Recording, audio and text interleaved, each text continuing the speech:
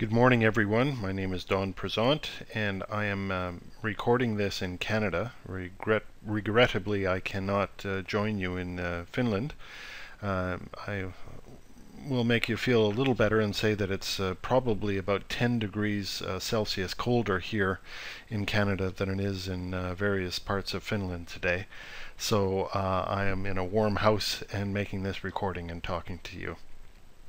I've been asked by Eric and Haley to talk to you about ePortfolios for employability. And what I'm going to do right now is give you a very short presentation and then an online demonstration of our ePortfolio solution. So first, a little bit about me. I am a small business who works with non-profits and government departments, and typically on projects that involve career development and workplace learning. My origins are in educational television, and video plays a large factor in what I do. But my obsession for the last number of years has been electronic portfolio. I tell a joke, which is that it's a very sad story, but my honeymoon was spent at an ePortfolio conference in 2004. And luckily, I'm still married because the conference was in La Rochelle in France, and there were very nice places to go at the end of the day, and my wife was quite happy.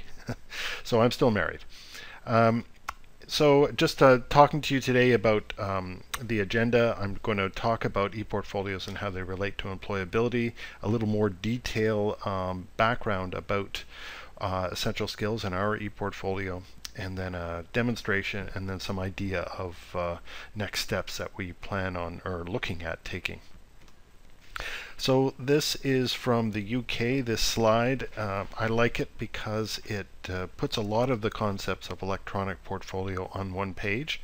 Many people have heated discussions about electronic portfolio and what they're for, and I think it's because they have different assumptions.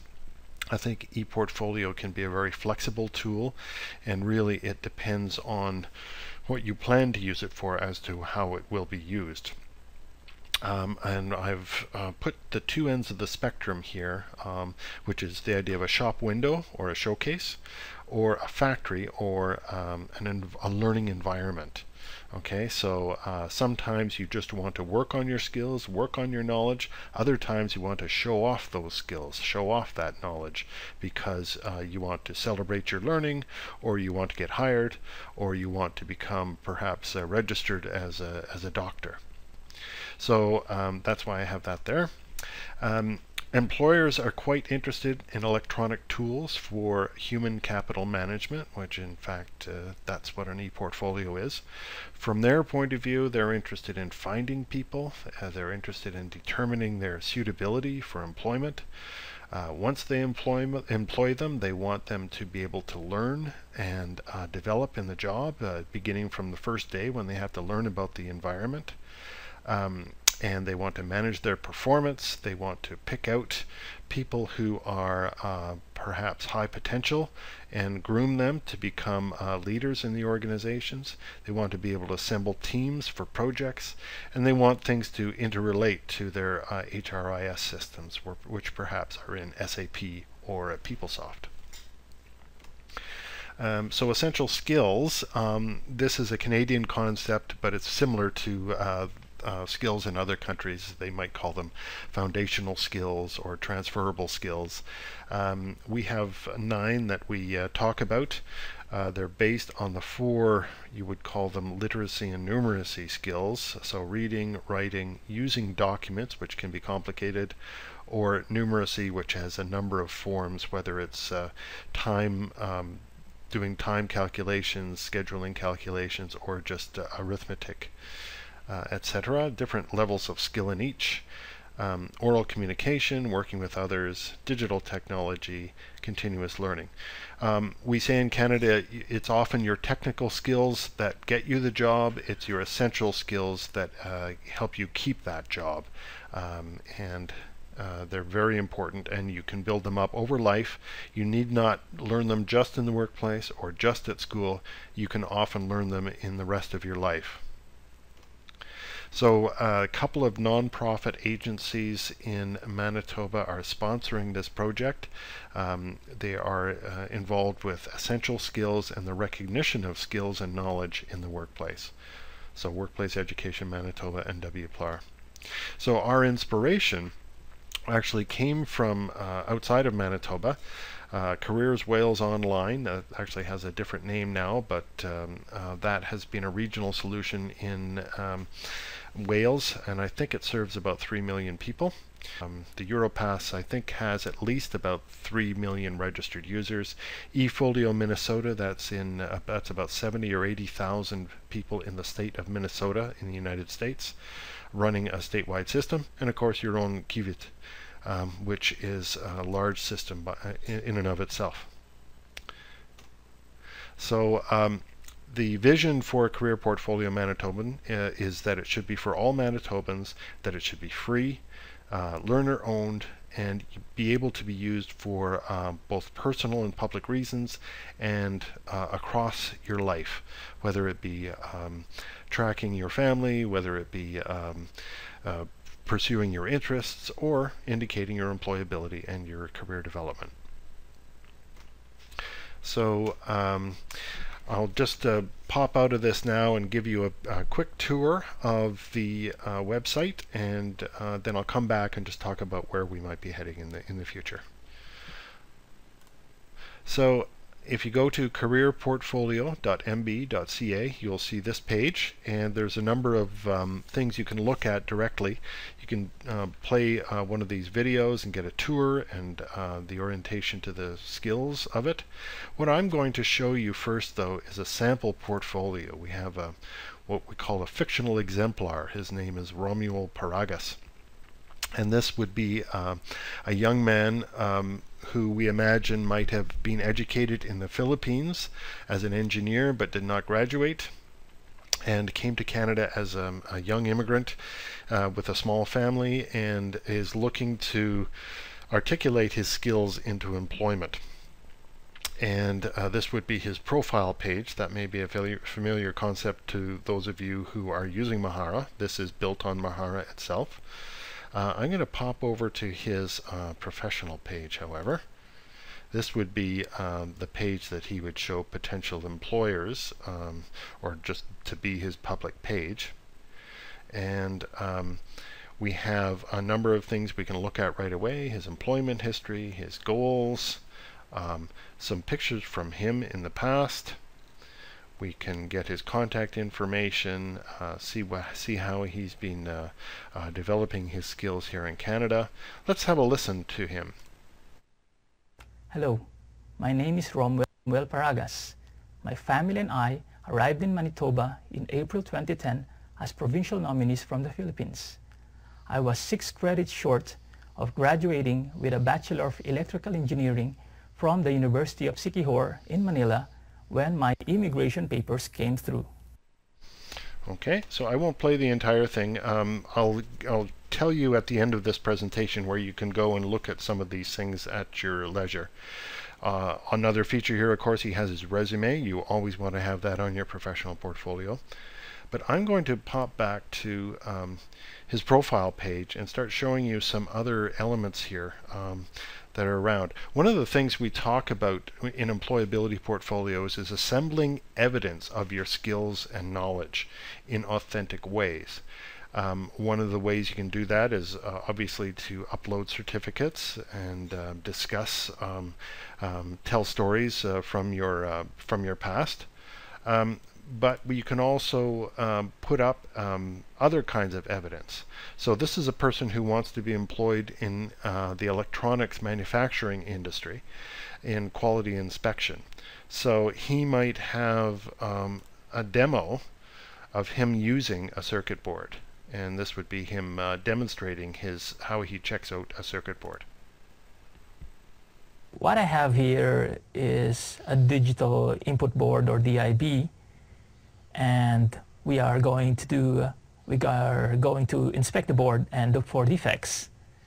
So the way I'll do it is look at the top side first, and okay, so I'm not going to show you the entire video there. Again, this will be available for you to look at and take all the time you want on it. Just it's the idea that you can just set up a camera, you can record yourself doing this, as it doesn't have to be an expensive camera, and you're exhibiting your communication skills as well as your technical skills that would be available to the employer. If I pop back here, I'll show you an even better way of demonstrating your skills. This is something that we advise people to do, which is to take a job description and put the requirements in the left-hand column and put how you match up against the requirements in the right-hand column and make links to your evidence as appropriate. Okay, so for example, he's talking about his educational history. If he took some workshop training, he can show how he took that these certificates from those workshops. Or he can talk about his essential skills, and I have an example here how he uses his essential skills in the workplace.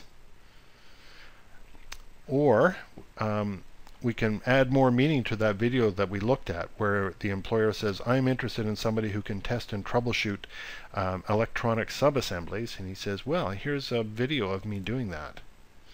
And we click to the exact video that we saw, but it's in terms of what the employer wants to see. The employer doesn't want to see the entire portfolio. They want to see how that person matches to their requirements. So what he's done here is show how he matches to those requirements.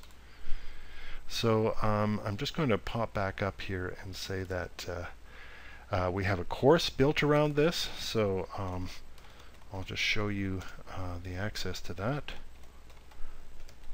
We actually teach people how to develop their ePortfolio in steps. So this would be the course if people come in to learn. We take it through over 3 days. Typically people should come in with a well-developed resume and a good cover letter, and they have a clear idea of what their goals are, and then we help them create an electronic portfolio that will support that. So the first day we have them develop their portfolio page, complete a My Learning survey, do some image editing. We link out to free services.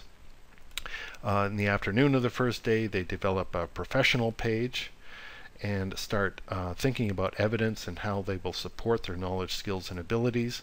We encourage them to get a LinkedIn account, and we show them how to use that. Over the middle day of the 3 days, we have them fill out worksheets about their knowledge, skills, and abilities, so they have a very complete they have a very complete story of how their skills are there, and they've reflected about how they can talk about their skills. On the last day we start talking to them about how they can take it to the next level. So we talk to them about how they can put together image galleries, how they can embed YouTube videos like the ones you've seen there, how they can use other tools such as LinkedIn, publishing MP3 files, or perhaps uploading a presentation or making a recording of what they're doing on their computer, much as what you're listening to from me right now.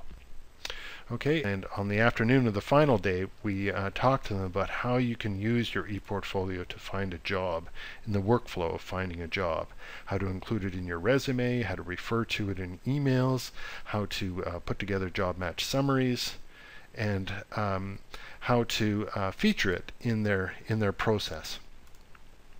And they essentially have a tool that they can display, and also a tool that they can use before going to a job interview. So it's that same idea. It's partly a showcase, it's partly a learning tool, a performance support tool for them.